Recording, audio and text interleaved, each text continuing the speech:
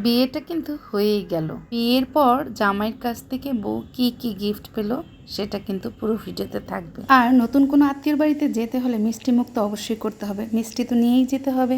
Hello everyone, আসসালামু আলাইকুম, this is me Mahmuda from Mahmuda's daily blog. আমরা সবাই মিলে বের হয়ে গিয়েছি, এখন মেয়ের বাড়িতে যাব।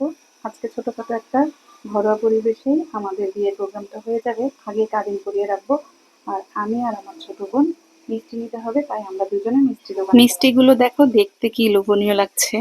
এখানে নিমকি ছিল আর বিভিন্ন ধরনের মিষ্টি ছিল। মিষ্টিগুলো একদম ফ্রেশ আসছিল। তো আমরা সব ধরনের মিষ্টি থেকে 1 কেজি করে যত আইটেম আছে সবগুলো নিয়ে নিলাম। এই দোকানের মিষ্টিগুলো না দেখতে যেমন ছিল, খেতেও কিন্তু সেরকম মজা ছিল। আর একটা মজার বিষয় হচ্ছে, আমি যখনই মিষ্টি কিনতে যাই তখন দাঁড়িয়ে থেকে মিষ্টি নিতে দেখে আমি লোভ সামলাতে পারি না, আমি ওখানে একটু খেয়ে দেখি। আর এই যে এখানে মালাই চপ আর হচ্ছে ছানার যে কাঁচাগোল্লাগুলো খুবই মজা ছিল, এগুলো নিয়ে নিলাম। সব ধরনের মিষ্টি থেকে সব আইটেমগুলো নিলাম। আর এই যে কালো জামটা, এটা নাকি ঘিয়ে ভাজা কালো জাম, এটা অনেক ভালো ছিল। তারপরে এইদিকে দেখলাম ট্রেতে করে এরকম ছানা বানিয়ে তারা এখানে এনে রাখছে, একটু পরে এগুলোকে শেপ করে নিবে, পিস পিস করে নিবে। তারপর দেখো তো এগুলো কি, এগুলো দেখে কি চিনতে পারতেছো তোমরা? মিষ্টি দোকানের এই মালপোয়া কিন্তু খেতে ভীষণ মজা। আর তাছাড়া হচ্ছে নিমকি দিয়ে মিষ্টি খেতেও কিন্তু অনেক ভালো লাগে। তারপর দই তো নিতেই হবে, ভেতর থেকে আমাদেরকে 2টা বড় বড় দই বের করে দিল। এটা একটা দই 2 কেজি করে।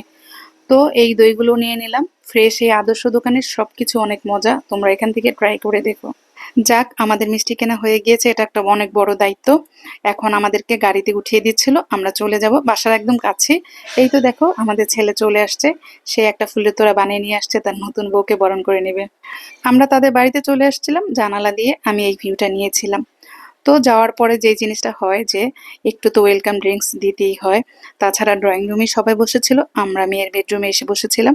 তাই তো আমরা সবাই একসাথে বসে গল্প করছি আর খাচ্ছি, কিন্তু বাট এখনো বউ আসে নাই, বউর জন্য আমরা অপেক্ষা করছি। এই তো আমাদের বউ চলে আসছে, আমাদের বউকে কিন্তু মাশাআল্লাহ দেখতে অনেক ভালো লেগেছিল। আর এই শাড়িটা কিন্তু আমি পছন্দ করে দিয়েছিলাম। শাড়িটা দেখতে কিন্তু যেমন সুন্দর, বউকে কিন্তু ভীষণ মানিয়েছে।